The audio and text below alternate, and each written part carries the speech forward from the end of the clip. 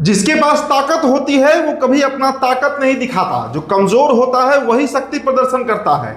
हम तो सुने हैं कि 20-20 गाड़ियों का काफिला चलता है, इसमें 10 गाड़ी में ऐसे लोग, ऐसे कार्यकर्ता भरे रहते हैं लोजपा रामविलास के, जो चिराग पासवान जिंदाबाद के नारे लगाते हैं।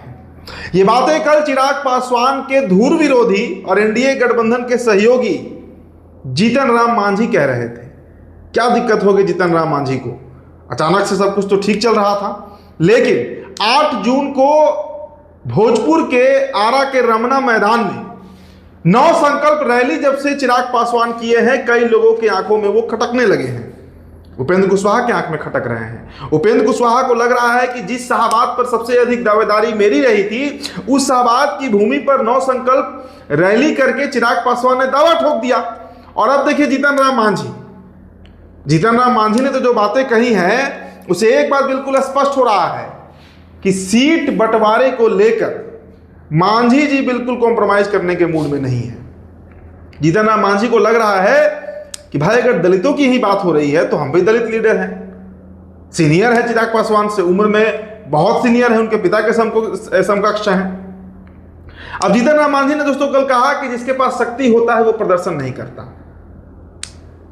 हम तो सुने हैं जीतन राम मांझी ने कहा कि 20-20 गाड़ी का काफिला जो चल रहा है चिराग पासवान के पास, जनता नारा नहीं लगाती कि चिराग पासवान मुख्यमंत्री बने। उनकी पार्टी, उनके अपने कार्यकर्ता, लोजपा रामविलास के कार्यकर्ता इस बात का नारा लगा रहे हैं कि चिराग पासवान मुख्यमंत्री बने। देखिए बिहार में एनडीए गठबंधन के अंदर जो तकरार है, और खासकर सीट शेयरिंग का जब से मसला फंसा हुआ है, मतलब सीट शेयरिंग को लेकर जो बातें चल रही हैं कि मांझी जी को 6 से 7 सीटें मिलेंगी, उपेंद्र कुशवाहा को 4 से 5 सीटें मिलेंगी और चिराग पासवान को 25 से 28 सीटें मिलेंगी, उसके बाद से बवाल मचा हुआ है।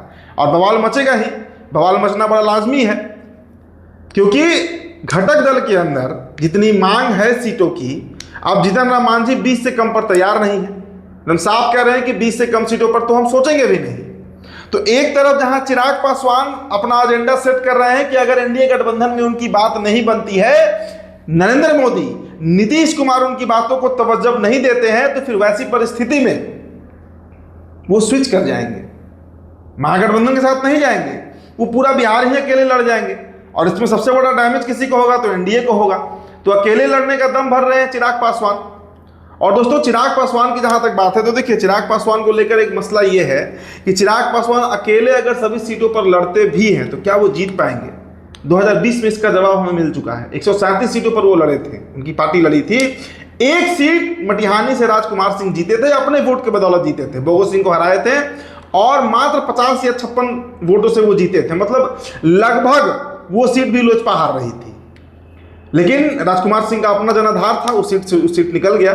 लेकिन दोस्तों एक बात बिल्कुल साफ हो गया कि चिराग पासवान अगर अकेले लड़ते हैं तो उनमें इतनी ताकत नहीं है, बिहार में तो बिल्कुल नहीं है, और राज्य की तो बात ही छोड़ दीजिए, वहां तो उनका अस्तित्व ही नहीं है। बिहार में अगर अकेले सभी सीटों पर लड़ते हैं चिराग पासवान, तो उनका शायद कई सीटों पर जमानत भी नहीं बच पाएगा। अब देखिए आपको अंदर खाने की खबर बताते हैं। आरजेडी के सोर्स ने इस बात को कंफर्म किया। 8 जून को ही जब रैली करने पहुंचे थे चिराग पासवान, तो वहां पर अंदर खाने से उन्होंने एक बात बहुत क्लियर कर दिया चिराग पासवान ने कि कोई किसी तरह का कोई समझौता करना ही नहीं है इस बार सीट शेयरिंग को लेकर। 38 जिला है बिहार में और हर जिला में मुझे 1 सीट चाहिए, मतलब कम से कम 38 सीट चाहिए। हर जिला में अपनी मौजूदगी दर्ज कराना चाहते हैं चिराग पासवान, इस बात को लेकर बहुत अस्वस्थ हैं। लेकिन क्या ऐसा होगा? बिल्कुल नहीं। संभावनाएं तो बिल्कुल नहीं बनती है कि चिराग पासवान को 38 सीटें दी जाएंगी 38 जिले में। तो ऐसी परिस्थिति में चिराग पासवान अपना दांव खेल रहे हैं, हो सकता है इस बार फिर से अकेले मैदान में उतर जाए। लेकिन दोस्तों एक बात हमें यहाँ ये भी समझना होगा कि 2020 के विधानसभा चुनाव में भारतीय जनता पार्टी का एक बड़ा वर्ग जो है वो समर्थन कर रहा था चिराग पासवान को, जो इस बार नहीं करने जा रहा है। तो वैसी परिस्थिति में बंटाधार हो जाएगा पार्टी का। लेकिन चूंकि एक बार रिस्क लेकर देख चुके हैं, मजा ले चुके हैं उस रिस्क का, जदयू को छोटा करने में बड़ी भूमिका चिराग पासवान ने निभाई थी, नीतीश कुमार के कद को छोटा कर दिया था उन्होंने, तो इस बार फिर से एक बार रिस्क लेने के मूड में है। अब ऐसी परिस्थिति में देखिए जीतन राम मांझी एकदम टाइट है, उपेंद्र कुशवाहा को भी लग रहा है कि भाई एनडीए में अगर सब कुछ चिराग का ही चलेगा, अगर एनडीए में रहकर चिराग लड़ते हैं और उनकी ही बातें अगर सिर्फ सुनी जाएंगी तो हमारी पार्टी का क्या होगा। और जीतन राम मांझी भी इसी तेवर में आकर इस बातों को कल प्रेस कॉन्फ्रेंस में कह दिए। अब देखिए इसके बाद अरुण भारती का जवाब आ गया। वेद प्रकाश पांडे जो उनकी लोजपा रामविलास के जो नेता हैं, महासचिव हैं, जमुई से सांसद हैं, अरुण भारती महासचिव हैं, वेद प्रकाश पांडे, ये लोग अब इस पलटवार कर रहे हैं कि मांझी जी को लेकर, मतलब मांझी जी जो कह रहे हैं। और देखिए दोस्तों, इसके पहले भी अगर आपको याद होगा, सुप्रीम कोर्ट का जो फैसला आया था आरक्षण में आरक्षण, reservation within reservation, creamy layer छांटने की बात हुई थी दलितों में, वहां पर भी जीतन राम मांझी और लोजपा रामविलास यानी चिराग पासवान के बीच जबरदस्त तकरार हुई थी।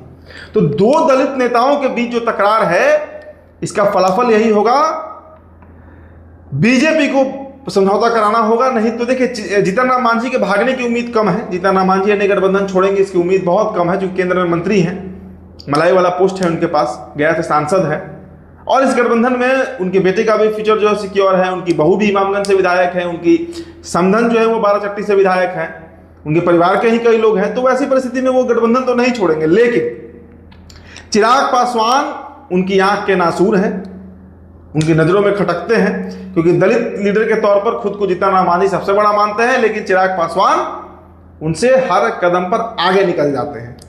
तो देखिए ये लड़ाई कहां तक जाती है। लेकिन जो अंदर खाने की खबर है, चिराग पासवान कॉम्प्रोमाइज करने के मूड में बिल्कुल नहीं है, और ये लड़ाई अभी आगे तक जानी तय है। तो फिलहाल दोस्तों इस रिपोर्ट में इतना ही। मेरा नाम उदित तारण है। तो बिहार टॉपर वीडियो आप देख रहे थे, बहुत बहुत शुक्रिया।